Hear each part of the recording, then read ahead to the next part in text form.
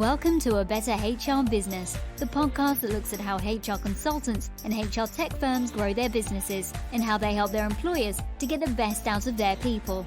Remember, for show notes and downloads, go to www.getmorehrclients.com/podcast. That's getmorehrclients.com/podcast. Okay, let's get started.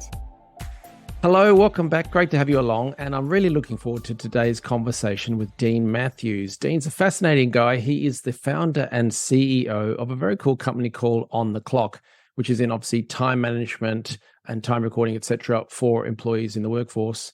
And it's got all sorts of use cases and so on. But before we get into that, Dean, thank you very much for joining me today. Yeah, thank you for having me. Really excited to participate and help out your audience and maybe give some tips and tricks. And Yeah, good. Looking forward to that. And yeah, for our listeners, whereabouts are you based? We are in Detroit area, Michigan, about 30 minutes north of Detroit. Yeah. Very good. Yeah, it's just starting to get spring here. So, nice. Very nice. Yeah, it's been a long winter. Yeah. And if you're listening to this on the go, not necessarily seeing a video version, Dean has a very impressive shirt showing off the OnTheClock.com website. So yeah, feel free to flex every now and then just to show it off, but if you're listening to this in the audio style, then it's there. Go check out the website. But we'll get into that. So, Dean, I'm going to throw a curly question at you. What happened on May 8th, 2004? So, yeah, right around that time, that's when we launched. So, yeah, the idea came a few months before. It was me at the time. It was more of a passion project. I was reading through accounting forums, HR people, small business owners, and they were just complaining that they couldn't find an online time tracking system that was easy and reliable. I was like, I'm going to build that for these guys. In May of 2004, it went live. And, I'm more of an entrepreneurial type. So been several different projects over the time, but, this one really stuck. And fast forward to now, built it up over time. It really went from a passion project to about 7 years ago in actual business. And right now we got 21 employees tomorrow. Actually, we're coming on board tomorrow. And we've got about 18,000 customers, mostly based here in the United States. Yeah. So that's kind of the quick abbreviated version of what happened and where we're at today. Yeah. Wow. I think you've got some pretty big numbers of employees, hundreds of thousands of employees running through the system. But I believe May 8th was the very first trial customer. Yes. Which came on board. I love the journey you've been on and the evolution. But before I go into that, I have to say you were a bit of a nerd trawling the internet for HR and accounting discussion boards. What drove you to that? Just bored one night or? Curiosity, it's just what some of us do. The funny thing is on that board, it was a forum, right? So things disappear on the internet, right? Yeah. But I had looked so long just to find that original spark of inspiration and I could never find it. I really wish I had that screenshot. But I did dig up. We actually resurrected the original version of OnTheClock about a year or two ago and put it up on an AWS server just to look at it. And in that process, I found our old CD of the source code, right? We recompiled it and I found some of my original paperwork. I don't have it here, but just some notes from back in 2003, early 2004 era. So that was kind of cool. Yeah. Wow. Brilliant. I was teasing you there about going onto the forum, looking at the discussions and stuff like that. But honestly, for people listening, I think it's just such a brilliant idea. It's one of the things I do personally. I recommend people do it. These days, it's sort of Facebook. For instance, there's some amazing groups on Facebook where people, they let their hair down a bit as opposed to LinkedIn where it's, pull the tie up, sit up straight sort of stuff. But you can learn so much. And so, yeah, that was really smart. That was a great thing. That was the spark. I'm so happy we were sitting there that night. Yeah. Did the original website make you blush these days? Isn't that what your first site's supposed to do? Yeah, 100%. Yeah, it was all done by me. No designer. I'm not a designer by any means. But yeah, when we resurrected it and just put it up on that server, we were laughing, especially my designer, James. He was like, yeah. I must look away. It's burning my eyes. So tell us about OnTheClock. What does it do? How do you help employers? So we help small businesses track employee time. Majority is the time for payroll. We do have job and project costing as well, but it's small businesses. We also serve accountants and payroll professionals as well, provide a place where they can add their customers and track time. And it makes it really easy for the payroll provider and accountant to just log in, go to their customer, get the time, run payroll or run any type of billing that has to be done, and they're done, as opposed to chasing around, Post-it notes or texts or emails or, trying to get actual time cards from the green machine into their office. That's in a nutshell what we do.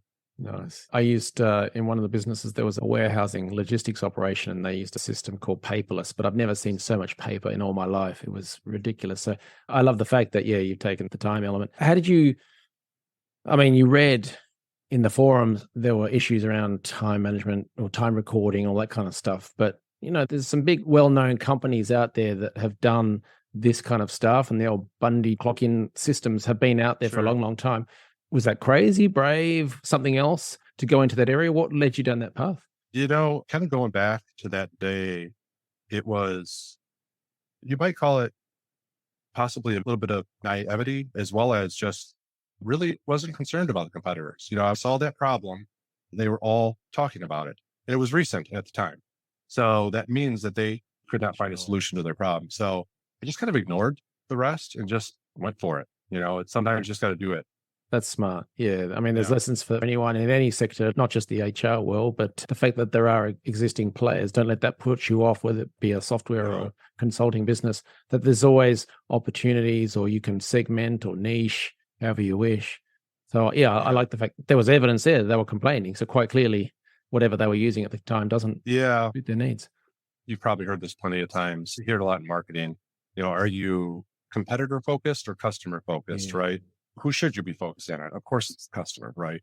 But so many people just focus on the competitors and what's out there. And we, of course, keep them in sight, but, really it's the customer. They're who matters. Yeah. And so build for them. Yeah. I know from my own perspective, over the years, I've kind of been trying to focus on that more and more, strip out pain points and focus on the customer. Because in the past, for instance, when I had training courses and training programs, it was all about the thud factor. When you put the course on the table, did it thud loudly because there was so much stuff into the box, let's say. How many videos and how many hours of this and that? Whereas I realized people don't necessarily want that. They just have a problem. They want it fixed. Especially these days with AI and templates and all sorts of stuff. You can strip stuff away. So you've reminded me of that with your sort of almost mantra of focus on the customer, not the competitors. So that's great advice for other people. What kind of employers were you winning over, and do you support these days? Almost exclusively SMBs, focusing more on the S side. So our primary focus is less than 100 employees. We're relatively industry agnostic. So product isn't designed for any one particular industry. So we have construction, healthcare, small offices, warehousing, retail, medical is a big one, and insurance. So that we're really spread out pretty far. There's no particular niche that we're focused on, but it's really just that small business. And there's a lot of them out there. In the States, it's 33 million, right? Wow. So it's the biggest target you can find. Yeah. And they're often overlooked. Yes, 100%. Yeah. I was on your website, and it was a really nice design, by the way. So your new design. Oh, thank you. You guys have done a great job. But I love also a couple of things. One was so many screenshots of it in use, not just, the stock photos of people smiling and doing high fives in an office. It was an actual, here's an iPhone with a picture of it in use, or some of the data and things like that. I just thought that really put it into context for people. And secondly, some of the catchphrases or the headings on the pages, they really made it simple as to the benefits, such as, I forget what they are exactly, but it was around simplicity. And if you need your payroll done, it's just so easy, simple stuff. And you think, I need this. Yeah. So simple is really easy. It's really one of our primary focuses. When we're building product, adding a new feature or whatever it might be, it's how can we make it so simple that you just no instructions required, right? Like, I'll fight over one butt click. It's like, I really fight to reduce it by one. So, we actually, kind of a funny thing we did, it was a few years back. I'm sure it would still be the same. We took all of our reviews and we put them into a word cloud generator. And the biggest word right in the middle was easy. So that's what our customers are saying, right? So that was kind of we actually turned it into a background for a trade show. Wow. So yeah, it was pretty neat. Yeah. So easy is very, very important. Not all small business owners are techie, and they're entrepreneurs and they just need to get things done. So it's like, make it easy for them. Absolutely. And even if they are techie, they just don't have the time to do it. So as you say, still make it easy. Right. Yeah. So, yeah. By the way, that's a really clever idea, getting all the reviews and putting it into word cloud. That's really clever. Yeah. We were looking for something and it was pretty neat. I think it said something like easy, And then they use the word time clock a lot. So time clock or time tracking. Yeah. If I get a picture of it, I'll share it with you. Yeah. It's actually up at our office right now. So Nice. So you've mentioned your target market, the SMBs and the smaller end, but you've also mentioned accountants and accounting firms because they're obviously helping these small to medium businesses. Is that one of your channels of growth or the way you access, new clients, new customers? Is it through the accountants? And if so, how did you come up with that and how do you pursue that line of business growth? sure. So we have a significant number of accountants that are already with us, just tracking their own payroll, as well as accountants that signed up and then just had their customers sign up separate accounts, right? So we started realizing that and just thinking, listening to the industry, listening to customers, it's like we have all of these accountants and payroll people out there, like I was saying earlier, just chasing on time cards and paper slips and texts and however non-standardized way that each of their customers gives them the time. And we were thinking we can fix that problem, right? This was probably 5 or 6 years ago. We went and we added a feature in there. We call it sub accounts or child accounts. And now it's matured quite a bit, but the accountant can open an accountant account or a payroll company account. And we give it to them for free so they can track their own time. They have their own employees. So that's a benefit to them. That's nice. Yeah, nice. But then they can add their customers or request that their customers come underneath them. And it just makes it so easy for them just to get their time. We already said this once, so I don't need to repeat myself, but they could just click a button, go to client A, there's my hours, send them off, export them or send them to whatever payroll system they have. Next customer, done. Next customer, done. It's really nice. Wow. So, and as far as reaching them, like I said, we have some already that were with us. We had actually just hired a account executive / salesperson, the very first one ever. And one of the focuses is going to be on bringing more of those account / payroll people in and just showing them the value. It's something that, we're really going to push for. We call them like an advocate channel. So, they will sell a product for us. So. Absolutely. I'm just picturing an accountant saying to a small, medium business owner, yes, I'll take you on as a client, but you have to use OnTheClock. Otherwise, we can't work together because I don't want the headache. Yes.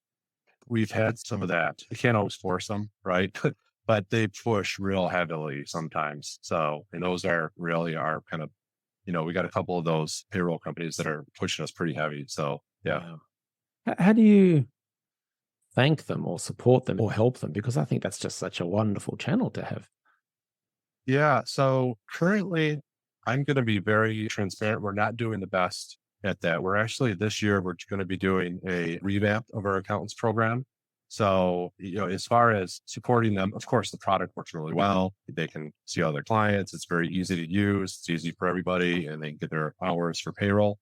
But as far as kind of the ecosystem or like the support group, I guess, that's where we're looking to improve a little bit. We don't have that personal contact with them as much as I'd like. So I feel that we failed a little bit in that area. System wise, works perfect. So that's going to be a big focus, probably mid to late this year. Yeah. What are your sort of main marketing methods these days, aside from the accounting? Because I noted in the original days, I think you had a couple of AdWords and Yahoo campaigns to start getting some trial customers in. What do you do these days? Correct. So SEO is still big. It still means a lot.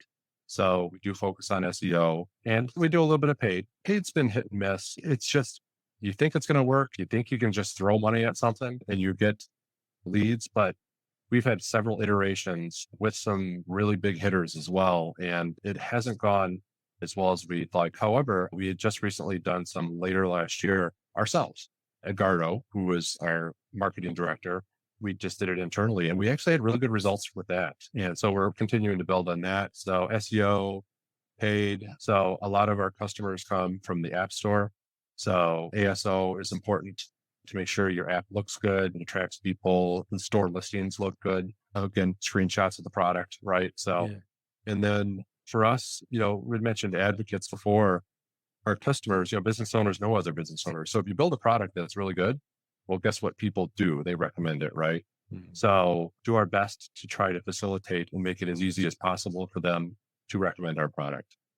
a few years back. It was probably 4 or 5 years back now, but it was State Farm. So we had a lot of State Farms with us. And one day they called up and he had asked, "We're going to this regional conference. Can we talk about you on stage?" I'm like, "Yes, let me send you some t-shirts and some pins and some backpacks." How And dare you? Yeah. yeah, I was like, "Absolutely." But they were just asking, making sure there was no Yeah. conflict of interest or who knows what. So, it's things like that. You just build a really good product and people will push it for you, right? We even had employees. There's employee turnover, and our system mimics roughly what the US has here. And we've had employees go to new companies and say, "Hey, how about trying this?" Nice. And then other channels like, of course, the payroll and accountants, looking at who else can we push to? Yeah, that's kind of what we're thinking.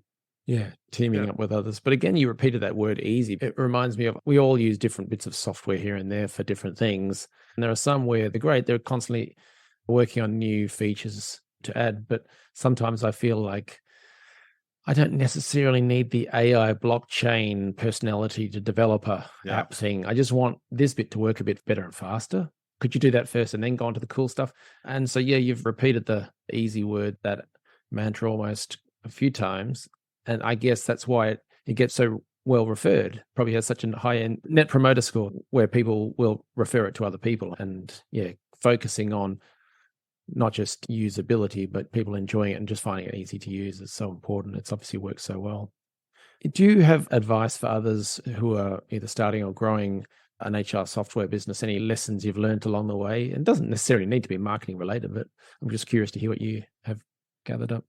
Sure. This could really apply to any business, if it's marketing software or any software, we're SaaS. So that's really what we've learned.